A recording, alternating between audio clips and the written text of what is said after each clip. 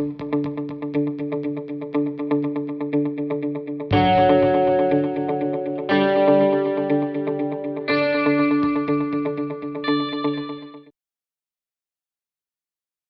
afternoon, everyone. I'm here with the lovely Miss Chitra Hepburn, and we have just had a fantastic discussion about her trajectory, her career, moving from investment banking to greenie to sustainability executive, and what keeps her going, what keeps her optimistic. Hi, I'm Chitra Hepburn. I am a leader in sustainability and strategy, and I have a long history in Asia, although I'm Swiss. And I've lived in Philippines and worked there too, and in Indonesia, Singapore, Hong Kong, and now China. I've been in China for the last 17 years. Hard to imagine, because when I came here, a lot of what we're looking at around where we're sitting right now, the windows, none of that existed when I first came here. I didn't get the impression that the development at the time was going at a sustainable pace. It was basically development on steroids. So it's a really interesting time to be here in China and now look at what they're doing to make their development and growth and progress move at a more sustainable pace and with a sustainable motto. So, tell us about the early days of China when you were here. What did you see? What did sustainability mean then? And then, what is it now in China? What is it that you've seen in your time here? How has it changed? I came here at a time of rampant growth. At the time, it almost felt like growth without a plan. I just saw buildings and roads pop up everywhere. Now, the roads part I get, because that's infrastructure. You need to have that. The buildings bit I didn't quite get, because each one of them had a crazier rooftop and had to be taller and had to be somehow, bigger and better than the one next to it. And I was a bit concerned that it was going to become an ego city instead of an eco city, and you've heard that term used before. What's been surprising, though, along that entire period is I noticed overnight there'd be parks that would spring up right next to the highway. Overnight there would be ramps that would come in for the disabled, which never existed before. I know, because I had a baby in a stroller and nowhere to get off the pavement. Overnight many things changed, which I think were moving towards having a more sustainable city. But they were little pockets of greenery and little pockets of things that you could see what they were doing to waste management and what they were doing overall. I still was waiting for a more cohesive plan, and I think that I'm beginning to see now. Okay. In the last 4 or 5 years, it looks more like an integrated, cohesive plan to create a sustainable city. Okay. Tell us about how, what got you into sustainability to begin with? Why would you go study environmental economics to begin with? What were your early moments in this space, and what catalyzed you to start a career or transition into a career where sustainability was at the core of it? I was in finance prior to that, and I think whilst I understood the principles of it, and that's what I'd studied before at university, I think for me what was missing was some sort of a mission at the core of it, where I thought you could do something more to benefit many more people than just the rich. I would rather have seen that there was a more equitable way that capital was being deployed. And so for me, that was the only way to do it, where I thought going into infrastructure development that is going to go more green, more sustainable, looking at how one could marry the cost-benefit analysis of what we do in business into how we were looking at the environment and how we're looking at sort of green as well as social causes, would probably have a bigger benefit and would have a wider reach and hopefully a bigger impact. And from a very young age, I think I always wanted to be somewhere where I could make a difference. Now, a lot of banks have these practices. Morgan Stanley has the responsible and sustainable... Responsible investment, yeah. Responsible investment. Al Gore's got his own fund that's toying around this. But when you went into this, you were definitely an anomaly. It was new, very new. There were ethical funds, but there weren't so many green funds, and green funds came up after that. But even green funds, I think there was a limit to how green anybody wanted to be. Because at the end of the day, the whole point of the exercise is got to make a return. And if you're not doing that, then you defeat the purpose of the fund, and it ceases to exist. So there had to be this compromise at some stage. And I suspect what I was hoping to see, that mechanisms, financial mechanisms, regulatory mechanisms, would then come into play, which would make that the amount that we were compromising on less and less over time. And I see that now in ESG funds. I see that now in a lot of impact investing.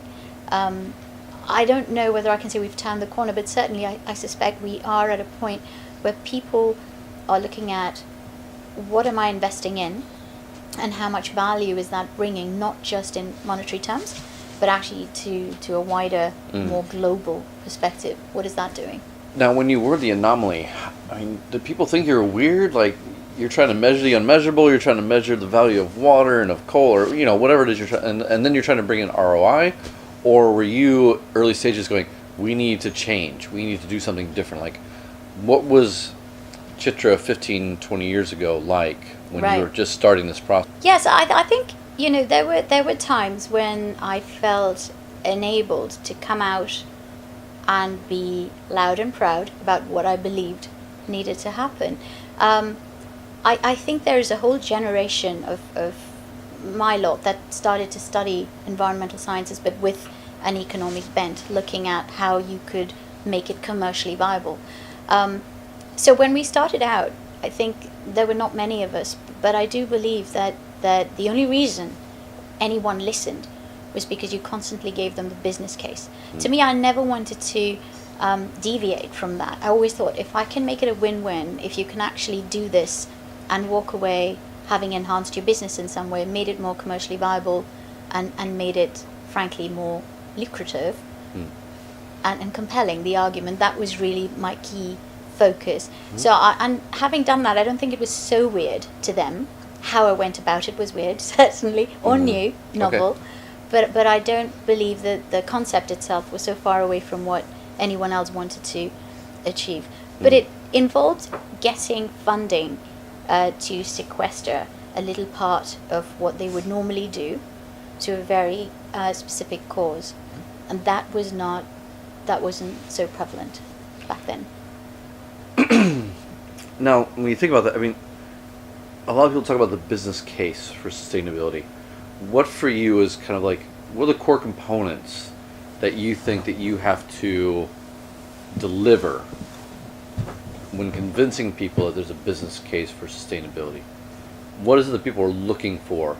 I think you have to get that awareness in there. I think there's still, from, 20, 30 years ago, probably from the developed world as we see it today, an inbuilt feeling that anything that involves green or going sustainable involves more cost and less profit. So it's this inbuilt, if you like, barrier to their understanding that no, there doesn't have to be that compromise. It isn't mutually exclusive. You can do something sustainably and make money, and actually that could be your way to make money and to be more commercially viable. That was the biggest hurdle, and that I found the hardest to get over, people's preconceived notion of what sustainability would cost and how they could get their return on it. I think that was the biggest hurdle. So did you have to learn how to measure the immeasurable? Yes, so I did that in my master's. Thank you, London School of Economics. And I think that was one of the things that made it possible for me to think there are metrics, there are measurable KPIs you can put in place.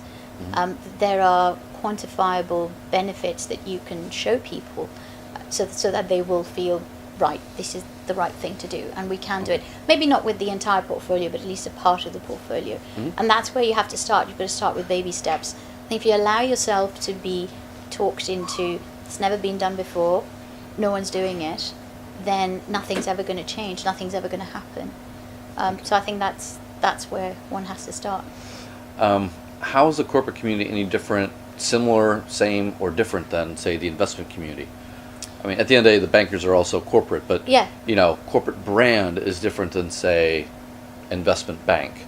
True. So, what are some of the things, maybe positive, negative, that exist within corporate that don't exist in banks or vice versa? Right. I think I had done so much time in the service industry, so that was banking. So just how I look at it. There isn't sort of a tangible product that you touch and peel and, with a color on it. I think it's very much something that you're creating and packaging for people. I think in the other part of the industry, if you're looking at the actual product side, where I did work more recently, that part of it has a more tangible way of reaching out to your consumers. And you can go out with exactly what you do and make that more sort of attainable for them in a sustainable way. So you can bring out education programs on what you do, make your products actually more sustainable, tell them how you're doing that, get them more involved, get communities in there, and then use whatever you have, your knowledge and your R&D, anything that you have, and share it, so that you then start to have this shared value between you and the community. And I think for banks, they have to go into distinct programs in order to do that, which are not necessarily their own programs. They would need someone like you to set it up for them, and then build that up. And typically, as I say, that would go in philanthropic sort of activities. So, Yeah, to start with at least, right? Yeah. What have been some of the big challenges that you faced? I mean, sustainability, wasn't exactly a career path back then. No. Few people focused on it. A lot of people pushing back. I mean, what were the big challenges that you did face, and maybe still face? And then what were some of the things that you always kept in your mind, like, to keep you going? I think the key thing was to find like-minded people. That was always a challenge, to find enough people, critical mass of people that felt the way you do. Finding leaders that would then support you to do what it is you believed in.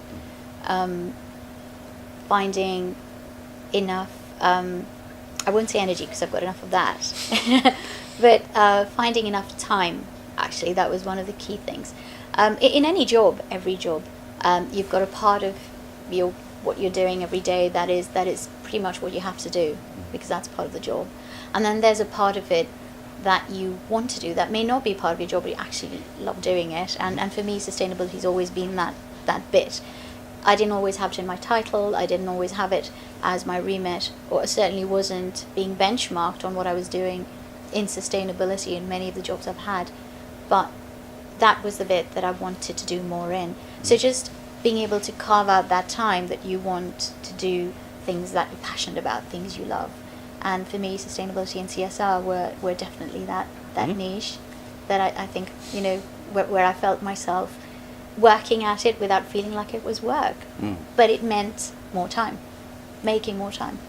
So thinking about that, like, what has been a program or a strategy or something you did that you look back and like, wow, that was it. That was great. That's what I look back on and go, it was worth it.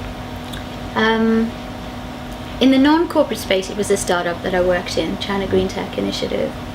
That was totally worth it. It was 3 years where I don't think I stopped even for a second to ask myself where it was going or why I was doing it. It was almost as if I was on a mission, and it felt so natural. Everything we tried to do had never been done before.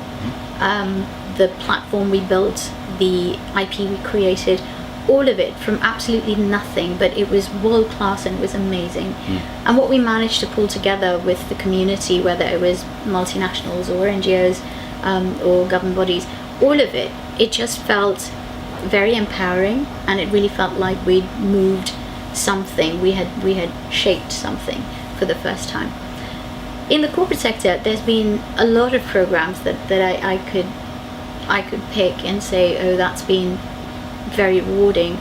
I think in my last position, I found myself in a nice, I guess, space in your life where the CSR and sustainability piece were quite fluid, and I had the opportunity to put some structure around it, to actually think about how do we want to shape this, what do we want to do in here.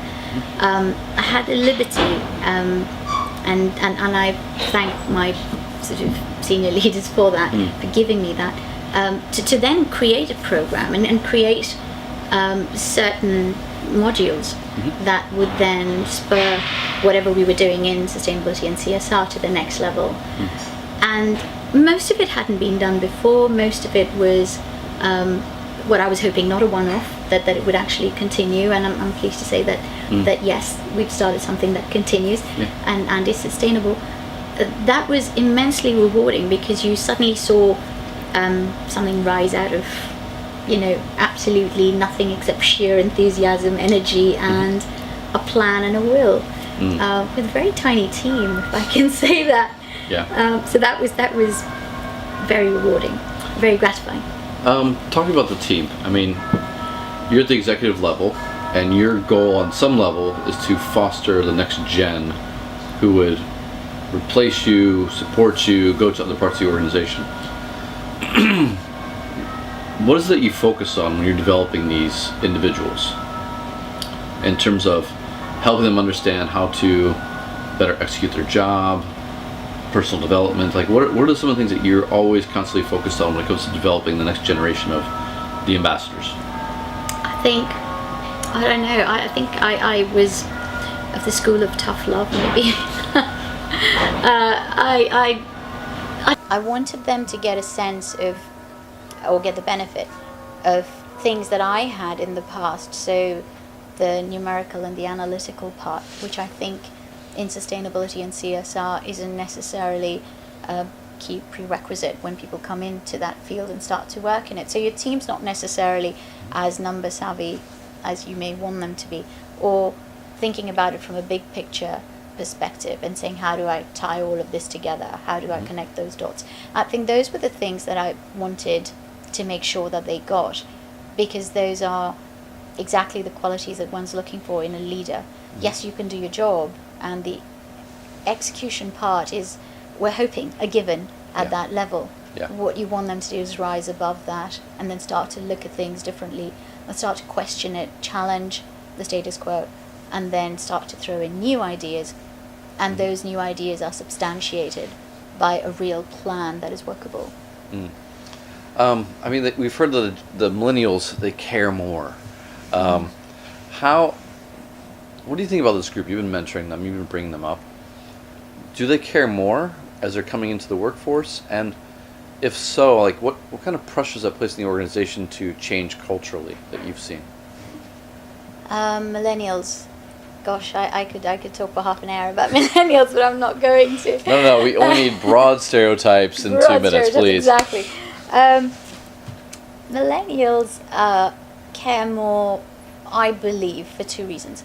I think one, there's a huge amount of information out there, and I was just talking about it yesterday at the speech, that technology has enabled a greater awareness and also access to information about what companies, what anyone is doing for that matter, not just companies, even individuals. So what you do is one thing. What you stand for starts to matter more also to millennials, because, or mainly to millennials these days, they are keen to associate themselves with things that they believe in. They're keen to apply themselves into anything that has similar ideologies or a similar mission. And what's interesting is at least in some, in the urban environment perhaps, and education the way it's going these days, certainly at a very young age, they're being asked to question, what can I bring in here? What is the value I can add? And apart from, I think, we look at the job market, it's a very different situation. I think right now they're looking at where can I add value and how do I get in. But typically, I don't think they're willing to compromise as much as other generations might have been prior to them. You can question whether the economic incentive these days isn't as important as it might have been to other generations. But I do believe that the millennials want to follow their heart as much as they do their minds. And what does this mean for the executives? I mean, do they have to change the way that they manage down? Does this help you actually move culturally the company into a position where you think is more likely to be, be more open to sustainability? Like, do they provide the benchmarks that you need to go into your top leadership and go, no, look, everyone, if we don't change, we're not going to be able to hire people? Like, do you have that ability still, or? I think you've got to have an element of that. So many of the businesses we're looking at today are headed up by baby boomers or people, I'm talking about multinationals, or those that are even older. And I think for them to make that massive shift and suddenly, I wouldn't go as far as to say pander to the millennials, but certainly retrofit the organization so it looks more appealing to millennials, I think that would be a big ask. What is being done though is in bits and pieces. There is definitely a shift to make the company more sound and look and act more authentic, to then stay true to your core values, whatever they might be, and be more visible and vocal on what that is. So your mission and your authenticity have to be very apparent for a millennial to find you interesting, or even attractive. So that shift is already taking place. I think people are very aware of that. The second thing I think that you need to do for millennials is make sure that you're on social media. It's a given. You cannot be absent from that space. And that actually means that you're on top of it, finger on the pulse the whole time. It's a lot of work, I can tell you that. We did it at the last sort of multinational I worked at.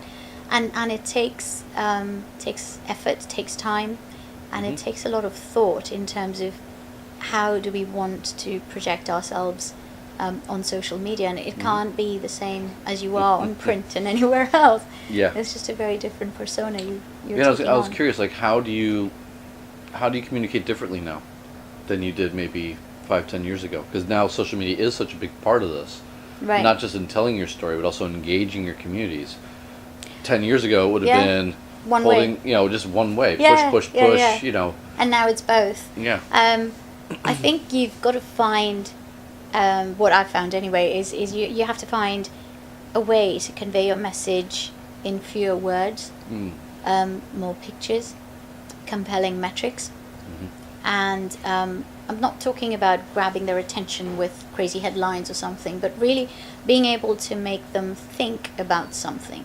So it's got to be thought-provoking. Yeah. And anything you put out there, I believe, will give you some sort of a reaction. Most people will bother to put in a line or two of what they think. And that's so valuable. I think if you're not doing that on a regular basis, you kind of lose touch with your market.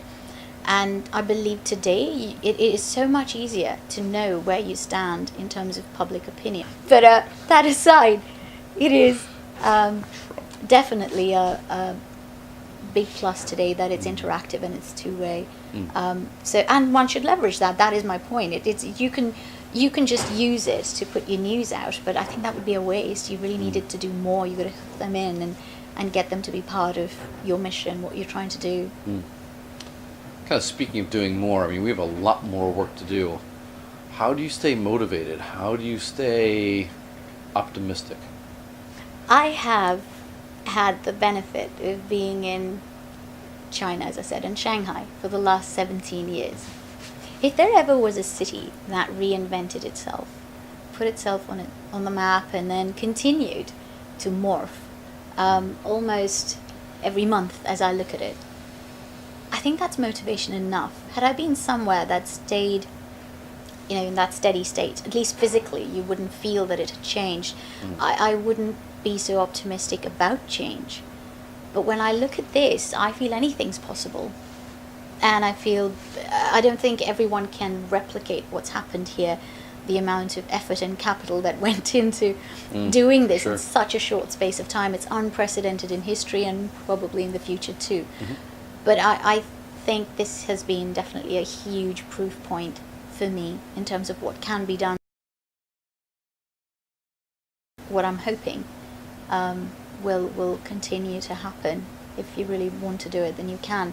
And that's my only optimistic take on things. It's you've got to want to do it, and then get out there and do it. Don't wait for anyone else to do it.